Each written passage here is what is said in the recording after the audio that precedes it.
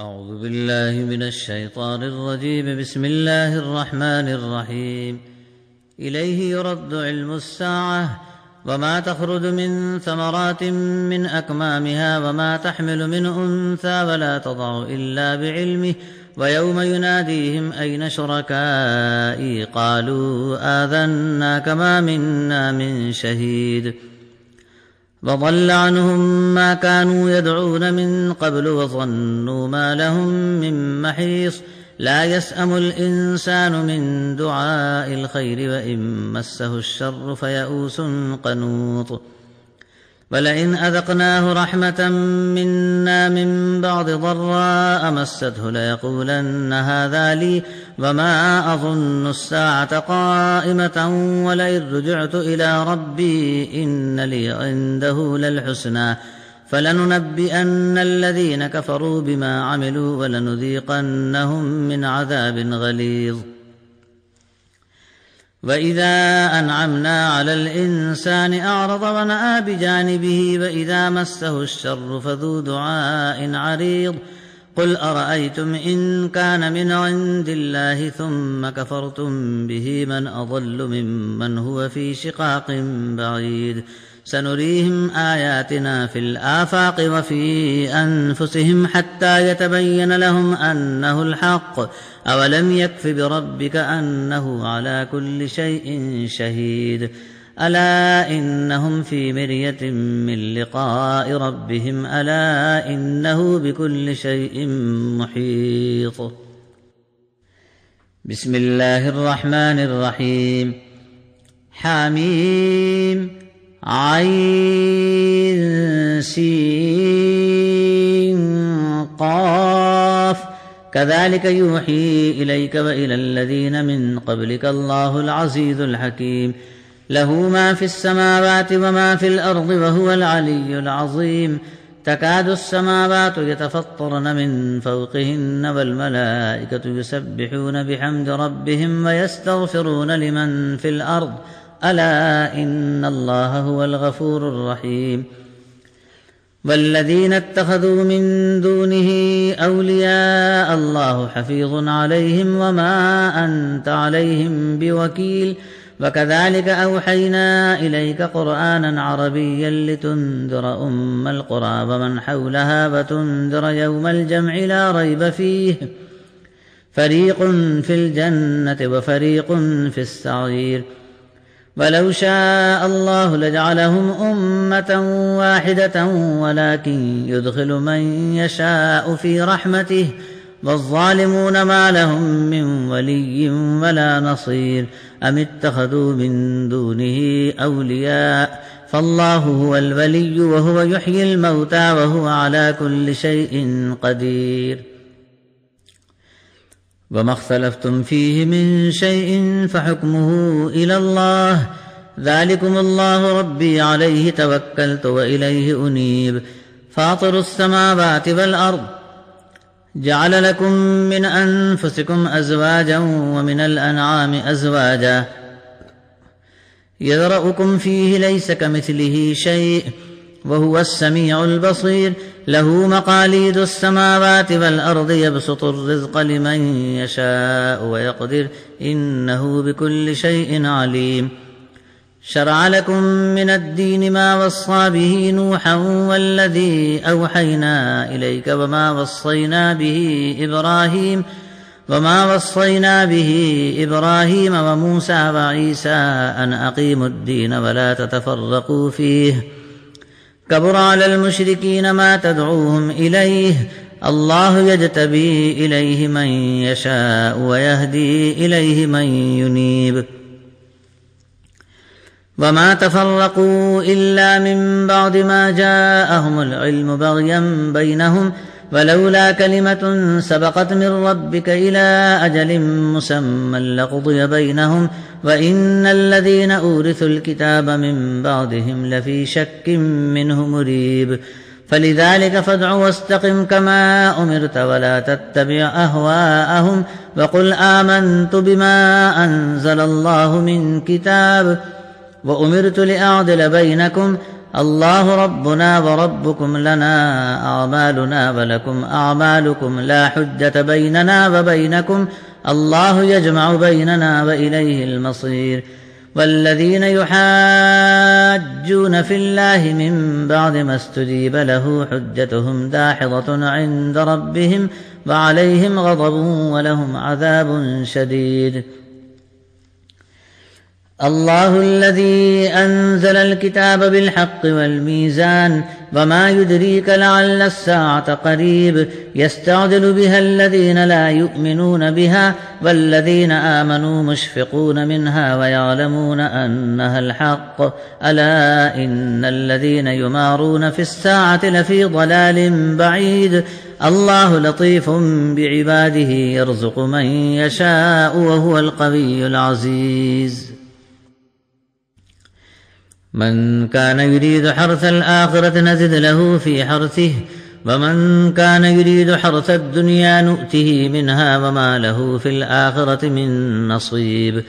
أم لهم شركاء شرعوا لهم من الدين ما لم يأذن به الله ولولا كلمة الفصل لقضي بينهم وإن الظالمين لهم عذاب أليم ترى الظالمين مشفقين مما كسبوا وهو واقع بهم والذين آمنوا وعملوا الصالحات في روضات الجنات لهم ما يشاءون عند ربهم ذلك هو الفضل الكبير ذلك الذي يبشر الله عباده الذين آمنوا وعملوا الصالحات قل لا أسألكم عليه أجرا إلا المودة في القربى ومن يقترف حسنة نزد له فيها حسنا إن الله غفور شكور أم يقولون افترى على الله كذبا فإن يشاء الله يختم على قلبك ويمحو الله الباطل ويحق الحق بكلماته إنه عليم بذات الصدور وهو الذي يقبل التوبة عن عباده ويعفو عن السيئات ويعلم ما تفعلون ويستجيب الذين آمنوا وعملوا الصالحات ويزيدهم من فضله والكافرون لهم عذاب شديد ولو بسط الله الرزق لعباده لبغوا في الأرض ولكن ينزل بقدر ما يشاء إنه بعباده خبير بصير وهو الذي ينزل الغيث من بعد ما قنطوا وينشر رحمته وهو الولي الحميد ومن آياته خلق السماوات والأرض وما بث فيهما من دابة وهو على جمعهم إذا يشاء قدير وما أصابكم من مصيبة فبما كسبت أيديكم ويعفو عن كثير وما أنتم بمعجزين في الأرض وما لكم من دون الله من ولي ولا نصير ومن آياته الجوار في البحر كالأعلام إن يشأ يسكن الريح فيظللن رواكد على ظهره إن في ذلك لآيات لكل صبار شكور أو يوبقهن بما كسبوا ويعفو عن كثير ويعلم الذين يجادلون في آياتنا ما لهم من محيص فما أوتيتم من شيء فمتاع الحياة الدنيا وما عند الله خير وأبقى للذين آمنوا وعلى ربهم يتوكلون والذين يجتنبون كبائر الإثم والفواحش وإذا ما غضبوا هم يغفرون والذين استجابوا لربهم وأقاموا الصلاة وأمرهم شورى بينهم ومما رزقناهم ينفقون والذين إذا أصابهم البغي هم ينتصرون وجزاء سيئة سيئة مثلها فمن عفا وأصلح فأجره على الله إنه لا يحب الظالمين ولمن انتصر بعد ظلمه فأولئك ما عليهم من سبيل إنما السبيل على الذين يظلمون الناس ويبغون في الأرض بغير الحق أولئك لهم عذاب أليم ولمن صبر وغفر إن ذلك لمن عزم الأمور ومن يضلل الله فما له من ولي من بعده وترى الظالمين لما رأوا العذاب يقولون هل إلى مرد من سبيل وتراهم يعرضون عليها خاشعين من الذل ينظرون من طرف خفي وقال الذين آمنوا إن الخاسرين الذين خسروا أنفسهم وأهليهم يوم القيامة ألا إن الظالمين في عذاب مقيم وما كان لهم من أولياء ينصرونهم من دون الله ومن يضلل الله فما له من سبيل استجيبوا لربكم من قبل أن يأتي يوم لا مرد له من الله ما لكم من ملجأ يومئذ وما لكم من نكير فإن أعرضوا فما أرسلناك عليهم حفيظا إن عليك إلا البلاغ وإنا إذا أذقنا الإنسان منا رحمة فرح بها وإن تصبهم سيئة بما قدمت أيديهم فإن الإنسان كفور لله ملك السماوات والأرض يخلق ما يشاء يهب لمن يشاء إناثا ويهب لمن يشاء الذكور أو يزوجهم ذكرانا وإناثا ويجعل من يشاء عقيما إنه عليم قدير وما كان لبشر أن يكلمه الله إلا وحيا أو من وراء حجاب أو يرسل رسولا فيوحي بإذنه ما يشاء إنه علي حكيم وكذلك أوحينا إليك روحا من أمرنا ما كنت تدري ما الكتاب ولا الإيمان ولكن جعلناه نورا نهدي به من نشاء من عبادنا وإنك لتهدي إلى صراط مستقيم صراط الله الذي له ما في السماوات وما في الأرض ألا إلى الله تصير الأمور بسم الله الرحمن الرحيم حميم والكتاب المبين إنا جعلناه قرآنا عربيا لعلكم تعقلون وإنه في أم الكتاب لدينا لعلي حكيم أفنضرب عنكم الذكر صفحا أن كنتم قوما مسرفين وكم أرسلنا من نبي في الأولين وما يأتيهم من نبي إلا كانوا به يستهزئون فأهلكنا أشد منهم بطشا ومضى مثل الأولين ولئن سألتهم من خلق السماوات والأرض ليقولن خلقهن العزيز العليم الذي جعل لكم الأرض مهدا وجعل لكم فيها سبلا لعلكم تهتدون والذي نزل من السماء ماء بقدر فأنشرنا به بلدة ميتا كذلك تخرجون والذي خلق الأزواج كلها وجعل لكم من الفلك والأنعام ما تركبون لتستووا على ظهوره ثم تذكروا نعمة ربكم إذا استويتم عليه وتقولوا سبحان الذي سخر لنا هذا وما كنا له مقرنين وإنا إلى ربنا لمنقلبون وجعلوا له من عباده جزءا إن الإنسان لكفور مبين أم اتخذ مما يخلق بنات وأصفاكم بالبنين وإذا بشر أحدهم بما ضرب للرحمن مثلا ظل وجهه مسودا وهو كظيم أومن ينشأ في الحلية وهو في الخصام غير مبين وجعلوا الملائكة الذين هم عباد الرحمن إناثا أشهدوا خلقهم ستكتب شهادتهم ويسألون وقالوا لو شاء الرحمن ما عبدناهم ما لهم بذلك من علم إن هم إلا يخرصون أم آتيناهم كتابا من قبله فهم به مستمسكون بل قالوا إنا وجدنا آباءنا على أمة وإنا على آثارهم مهتدون وكذلك ما أرسلنا من قبلك في قرية من نذير إلا قال مترفوها إنا وجدنا آباءنا على أمة وإنا على آثارهم مقتدون قال أولو جئتكم بأهدى مما وجدتم عليه آباءكم قالوا إنا بما أرسلتم به كافرون فانتقمنا منهم فانظر كيف كان عاقبة المكذبين وإذ قال إبراهيم لأبيه وقومه إنني براء مما تعبدون إلا الذي فطرني فإنه سيهدين وجعلها كلمة باقية في عقبه لعلهم يرجعون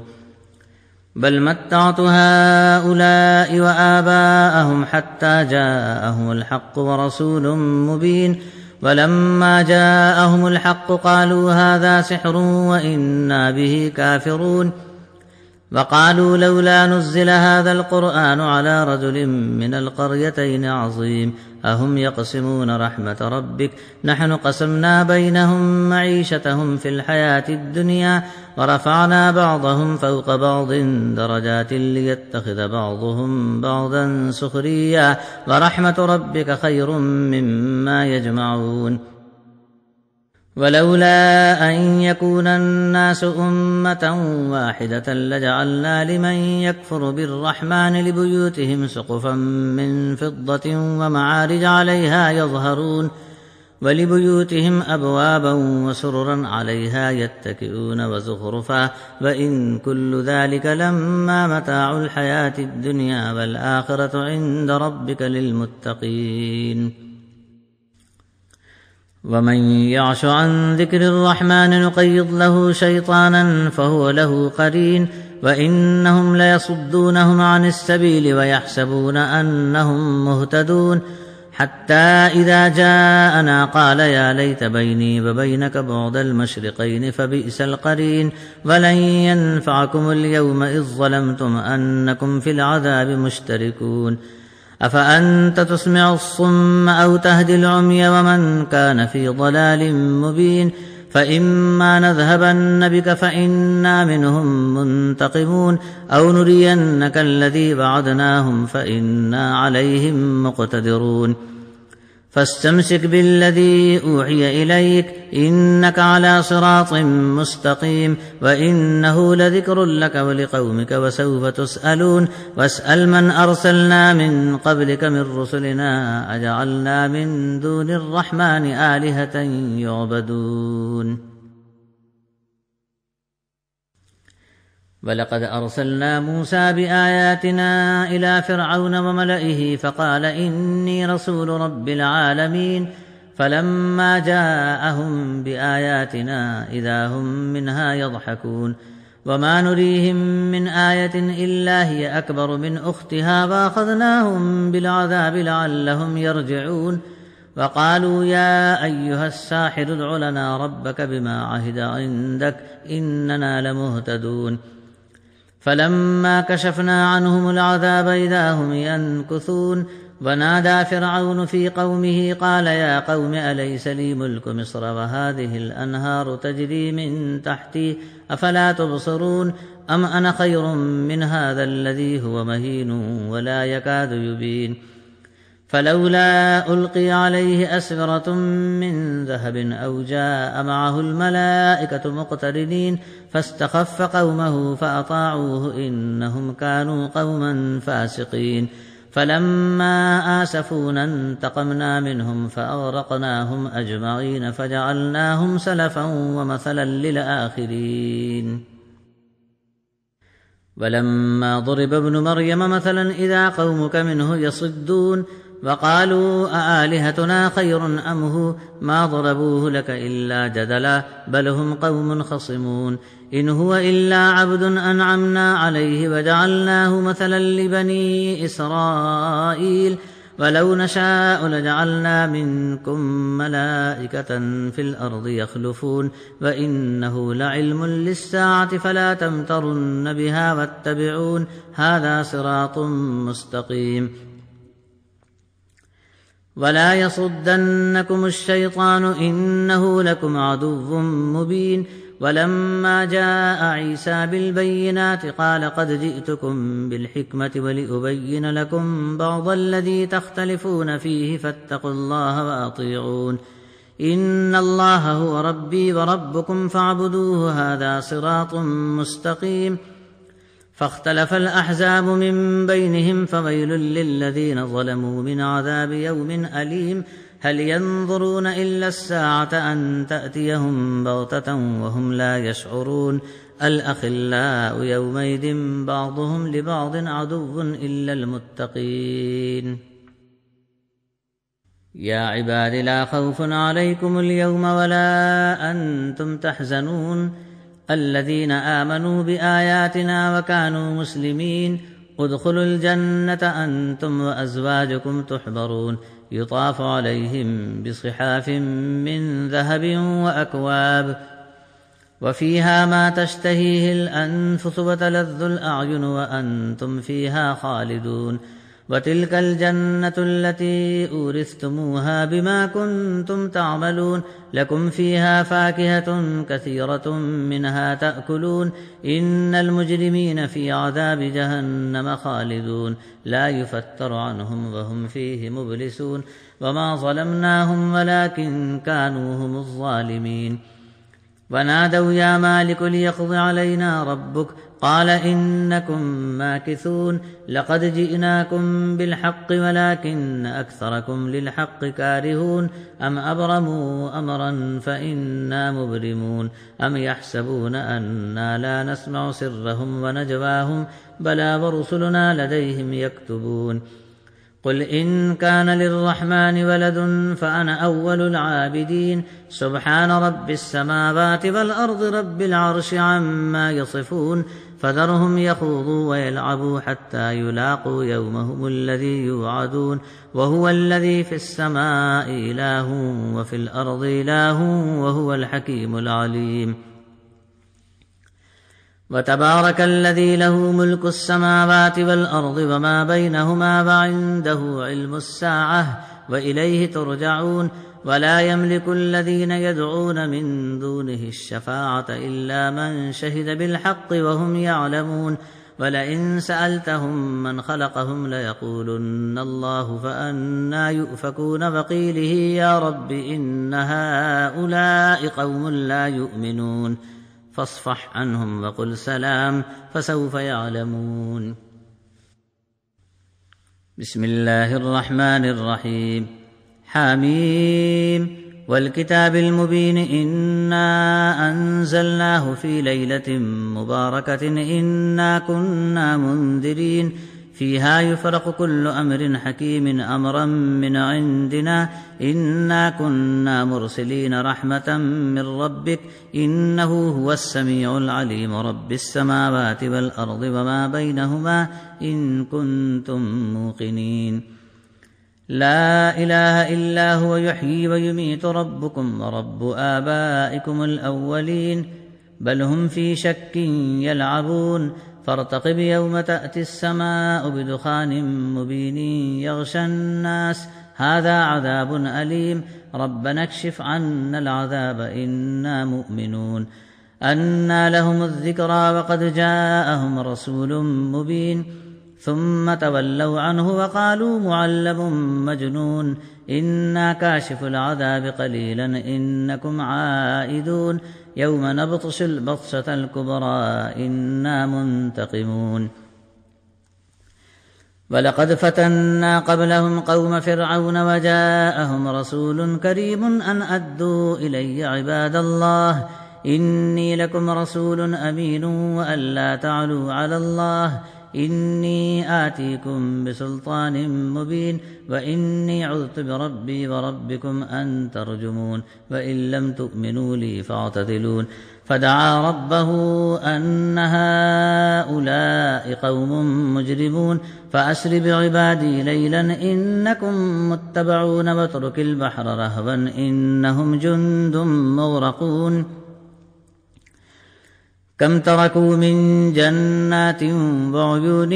وزروع ومقام كريم ونعمة كانوا فيها فاكهين كذلك وأورثناها قوما آخرين فما بكت عليهم السماء والأرض وما كانوا منظرين ولقد نجينا بني إسرائيل من العذاب المهين من فرعون إنه كان عاليا من المسرفين ولقد اخترناهم على علم على العالمين وآتيناهم من الآيات ما فيه بلاء مبين إن هؤلاء ليقولون إن هي إلا موتتنا الأولى وما نحن بمنشرين فأتوا بآبائنا إن كنتم صادقين أهم خير أم قوم تبع والذين من قبلهم أهلكناهم إنهم كانوا مجرمين وما خلقنا السماوات والأرض وما بينهما لاعبين ما خلقناهما إلا بالحق ولكن أكثرهم لا يعلمون إن يوم الفصل ميقاتهم أجمعين يوم لا يغني مولى عن مولى شيئا ولا هم ينصرون إلا من رحم الله إنه هو العزيز الرحيم إن شجرة الزقوم طعام الأثيم كالمهل يغلي في البطون كغلي الحميم خذوه فاعتلوه إلى سواء الجحيم ثم صبوا فوق رأسه من عذاب الحميم ذق إنك أنت العزيز الكريم إن هذا ما كنتم به تمترون إن المتقين في مقام أمين في جنات وعيون يلبسون من سندس واستبرق متقابلين كذلك وزوجناهم بحور عين يدعون فيها بكل فاكهة آمنين لا يذوقون فيها الموت إلا الموتة الأولى ووقاهم عذاب الجحيم فضلا من ربك ذلك هو الفوز العظيم فإنما يسرناه بلسانك لعلهم يتذكرون فارتقب إنهم مرتقبون بسم الله الرحمن الرحيم حميم تنزيل الكتاب من الله العزيز الحكيم إن في السماوات والأرض لآيات للمؤمنين وفي خلقكم وما يبث من دابة آيات لقوم يوقنون واختلاف الليل والنهار وما أنزل الله من السماء من رزق فأحيا به الأرض بعد موتها وتصريف الرياح آيات لقوم يعقلون تلك آيات الله نتلوها عليك بالحق فبأي حديث بعد الله وآياته يؤمنون ويل لكل أفاك أثيم يسمع آيات الله تتلى عليه ثم يصر مستكبرا كأن لم يسمعها فبشره بعذاب أليم وإذا علم من آياتنا شيئا اتخذها هزوا أولئك لهم عذاب مهين من ورائهم جهنم ولا يغني عنهم ما كسبوا شيئا ولا ما اتخذوا من دون الله أولياء ولهم عذاب عظيم هذا هدى والذين كفروا بآيات ربهم لهم عذاب من رجز أليم الله الذي سخر لكم البحر لتجري الفلك فيه بأمره ولتبتغوا من فضله ولعلكم تشكرون وسخر لكم ما في السماوات وما في الأرض جميعا منه إن في ذلك لآيات لقوم يتفكرون قل للذين آمنوا يغفروا للذين لا يرجون أيام الله ليجزي قوما بما كانوا يكسبون من عمل صالحا فلنفسه ومن أساء فعليها ثم إلى ربكم ترجعون ولقد آتينا بني إسرائيل الكتاب والحكم والنبوة ورزقناهم من الطيبات وفضلناهم على العالمين وآتيناهم بينات من الأمر فما اختلفوا إلا من بعد ما جاءهم العلم بغيا بينهم إن ربك يقضي بينهم يوم القيامة فيما كانوا فيه يختلفون ثم جعلناك على شريعة من الأمر فاتبعها ولا تتبع أهواء الذين لا يعلمون إنهم لن يغنوا عنك من الله شيئا وإن الظالمين بعضهم أولياء بعض والله ولي المتقين هذا بصائر للناس وهدى ورحمة لقوم يوقنون أم حسب الذين اجترحوا السيئات أن نجعلهم كالذين آمنوا وعملوا الصالحات سواء محياهم ومماتهم ساء ما يحكمون وخلق الله السماوات والأرض بالحق ولتجزى كل نفس بما كسبت وهم لا يظلمون أفرأيت من اتخذ إلهه هواه وأضله الله على علم وختم على سمعه وقلبه وجعل على بصره غشاوة فمن يهديه من بعد الله أفلا تذكرون وقالوا ما هي إلا حياتنا الدنيا نموت ونحيا وما يهلكنا إلا الدهر وما لهم بذلك من علم إن هم إلا يظنون وإذا تتلى عليهم آياتنا بينات ما كان حجتهم إلا أن قالوا ائتوا بآبائنا إن كنتم صادقين قل الله يحييكم ثم يميتكم ثم يجمعكم إلى يوم القيامة لا ريب فيه ولكن أكثر الناس لا يعلمون ولله ملك السماوات والأرض ويوم تقوم الساعة يومئذ يخسر المبطلون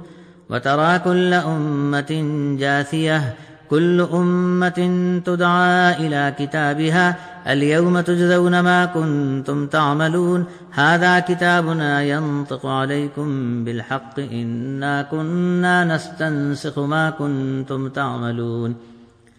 فأما الذين آمنوا وعملوا الصالحات فيدخلهم ربهم في رحمته ذلك هو الفوز المبين وأما الذين كفروا أفلم تكن آياتي تتلى عليكم فاستكبرتم وكنتم قوما مجرمين وإذا قيل إن وعد الله حق والساعة لا ريب فيها قلتم ما ندري ما الساعة إن نظن إلا ظنا وما نحن بمستيقنين وبدا لهم سيئات ما عملوا وحاق بهم ما كانوا به يستهزئون وقيل اليوم ننساكم كما نسيتم لقاء يومكم هذا ومأواكم النار وما لكم من ناصرين ذلكم بأنكم اتخذتم آيات الله هزوا وغرتكم الحياة الدنيا فاليوم لا يخرجون منها ولا هم يستعتبون فلله الحمد رب السماوات ورب الأرض رب العالمين وله الكبرياء في السماوات والأرض وهو العزيز الحكيم صدق الله العظيم.